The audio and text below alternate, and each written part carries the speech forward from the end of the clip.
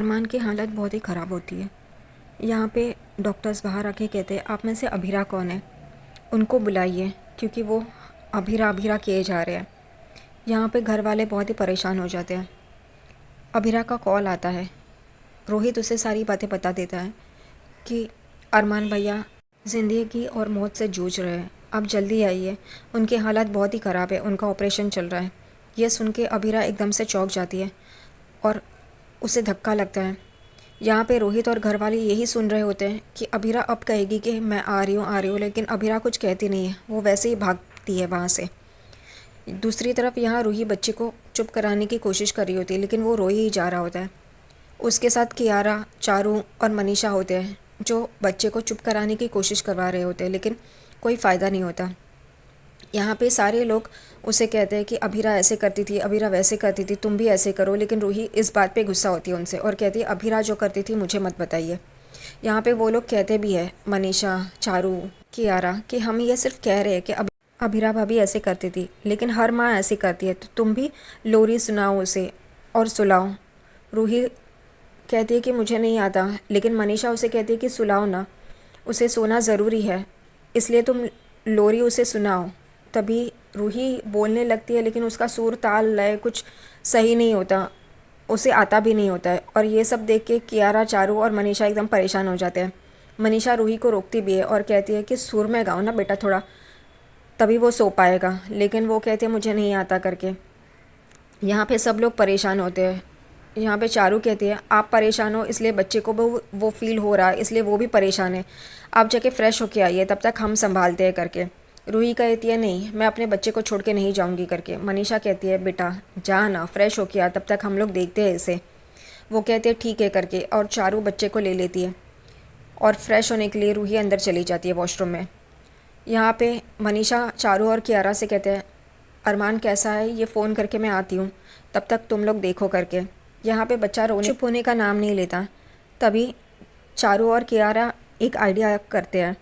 चारू अभीर को कॉल करती है। अभीर को समझ में नहीं आता ये कॉल किसका, अननोन नंबर होता है, लेकिन फिर भी वो उठा लेता है और चारू से कहती है तुमने ये सब रायता फैलाया है ना, अब देखो दक्ष की आवाज़ आ रही है, वो रो रहा है, कल से वो सोया भी नहीं है, रोता रहता है, बस इतना ही है। और दक्ष के रोते हुए आवाज़ अभीर को भी आ रही होती है। चारू कहती है अब तुम्हारी जिम्मेदारी है उसे चुप करवाने की। यहाँ पे अभीर उस घर में जाता है और दक्ष को गोयंका हाउस में लेके आता है। यहाँ पे अभीरा हॉस्पिटल के लिए निकल ही रही होती है, उतने में उसे रोने की आवाज़ सुनाई देती है दक्ष की, और वो रुक जाती है। सामने देखती है तो अभीर दक्ष के साथ होता है और दक्ष रो रहा होता है। वो उसे लेने के लिए जाती है, लेकिन उसे फिर याद आता है कि रूही का बच्चा है, मुझे लेना नहीं चाहिए, लेकिन फिर भी उसकी रोती हुई आवाज़ सुन के वो एकदम से उसे लेने के लिए जाती है। उसे लेती है तभी वो चुप हो जाता है और सब लोग ये देखते रहते हैं, गोयंका परिवार, बड़ी माँ, छोटी माँ और मनीष जी। यहाँ पे अभीर को भी ये समझ में आता है कि अभीरा के पास ही दक्ष सेफ़ है और सुरक्षित है, उसे माँ का प्यार चाहिए जो अभीरा ही उसे दे सकती है।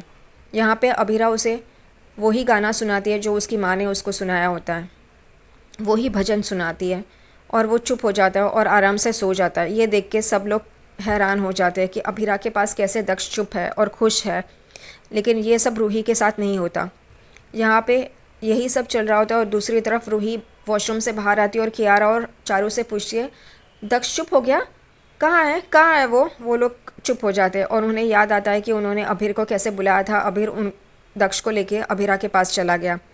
यहाँ पे चारू कहती है कि छोटी मामी उसे लेके गई है सुलाने के लिए। वो कहती है ठीक है मैं जाती हूँ करके। यहाँ पे मनीषा किचन में होती है और कॉल पे यही बातें हॉस्पिटल के लोगों से कर रही होती है, मतलब विद्या, रोहित, माधव जी और क्रेशी। अरमान अभी तक होश में नहीं आया, क्या हुआ, अभीरा वहाँ पे नहीं पहुँची क्या अब तक, ऐसे ही सब चल रहा होता है। उतने में रूही वहाँ पे आ जाती है और मनीषा से पूछती है मेरा बच्चा कहाँ है। मनीषा एकदम गड़बड़ा जाती है और वो कहती है कि अभीर आया था, वो उसे ऐसे ही यहाँ पे 5 मिनट के लिए घुमाने ही चला गया।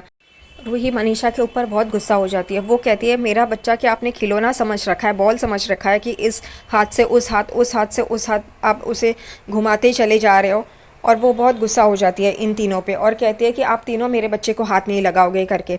यहाँ पे वो अभीर को कॉल करती है, तभी अभीर कॉल उठाता है और रूही को अभीरा का वही गाना सुनाई देता है। उसे पता चलता है कि अभीर उसके बच्चे को अभिरा के पास लेके गया है और वो गुस्से से वहाँ से निकल पड़ती है गोयनका हाउस जाने के लिए।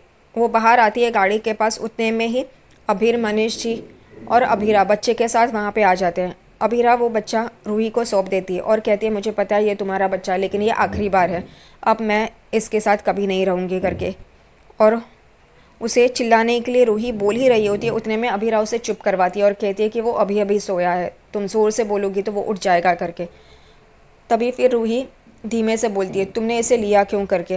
तभी वो कहती है कि बच्चे को कभी प्यार से सहलाया करो, बात किया करो, वो प्यार की बातें समझता है, तुम जितना प्यार करोगी उतना ही वो तुम्हारा होगा।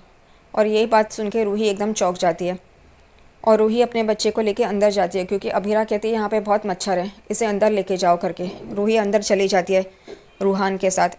यहाँ पे फिर अभिरा बहुत बुरी तरह से टूट जाती है और वो गिर रही होती है, उसका बैलेंस बिगड़ रहा होता है। उतने में ही मनीष जी और अभिर उसे संभाल लेते हैं।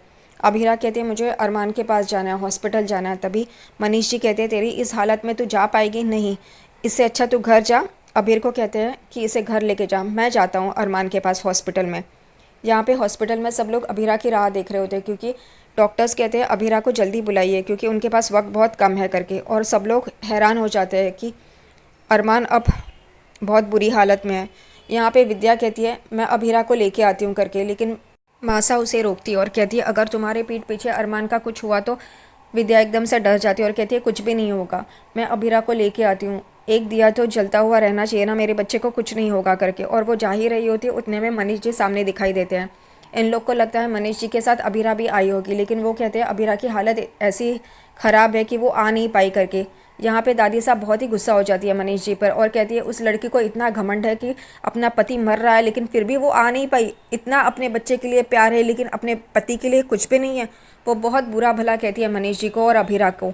तभी अभिरा के लिए मनीष जी के दिल में प्यार होता है, वो भी कहते हैं कि मेरी बच्ची ऐसी नहीं है, आप लोगों ने उसके पीठ में छुरा भोंका है और आप लोग इस सब के ज़िम्मेदार है करके। और वो भी बहुत बुरा भला कहते हैं उन्हें। यहाँ पे इसी चक्कर में दूसरी तरफ अरमान को आईसीयू में शिफ्ट कराया जाता है और देखते हैं तो बाहर अभिरा खड़ी होती है। अभिरा कहती है तुम्हें क्या एक बड़ी सी अलार्म क्लॉक लेके आओ क्या, ज़ोर से बजेगी तब जाके तुम उठोगे क्या। इतने में ही अरमान की धीरे धीरे आंखें खुल रही होती है और वो सामने देखता है अभिरा होती है। वो अभिरा कह के हाथ आगे करता है। अभिरा भी अंदर जाने की कोशिश कर रही होती है, लेकिन दरवाजे पे ही नर्स कहती है कि आप अभिरा जी हो क्या।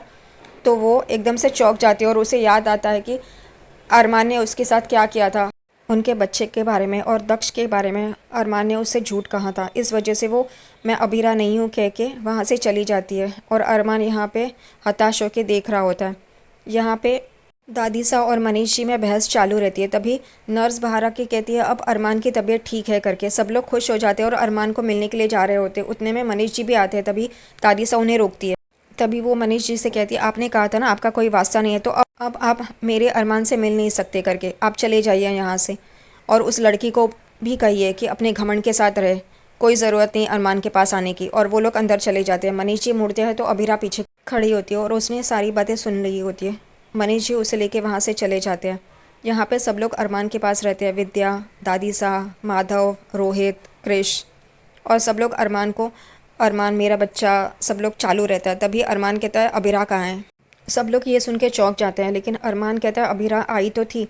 तो विद्या कहती है तुम्हें गलतफहमी हुई होगी, दादी साहब भी यही कहती है। तब अरमान कहता है नहीं मुझे गलतफहमी कैसे होगी, मैंने देखा था अभिरा यहाँ पे थी करके, वो आई थी लेकिन अंदर नहीं आई, वो अभी भी मुझसे गुस्सा है, लेकिन कोई बात नहीं, मैं उसका गुस्सा ठंडा कर दूंगा, मैं उसे मना लूँगा करके। और यहाँ पे दादी साहब, विद्या, रोहित, माधव, कृष एक दूसरे को देखते रहते हैं। अभिरा गोयनका हाउस आती है। तभी बड़ी माँ उसे पूछती है तो अभी भी अरमान से प्यार करती है ना। तो वो कहती है एक दिन में प्यार तो कम नहीं होगा ना, ख़त्म नहीं होगा ना, वैसे ही नफ़रत भी एक दिन में ख़त्म नहीं होगी करके। और वो वहाँ से चली जाती है। मनीष जी यहाँ पे बहुत बड़ा फैसला लेते हैं, कहते हैं कि मेरी बच्ची अब उनके साथ नहीं रहेगी, अरमान के साथ नहीं रहेगी। इसलिए वो वकील को फ़ोन करते हैं और कहते हैं कि अरमान और अभिरा का डिवोर्स पेपर्स तैयार कीजिए करके।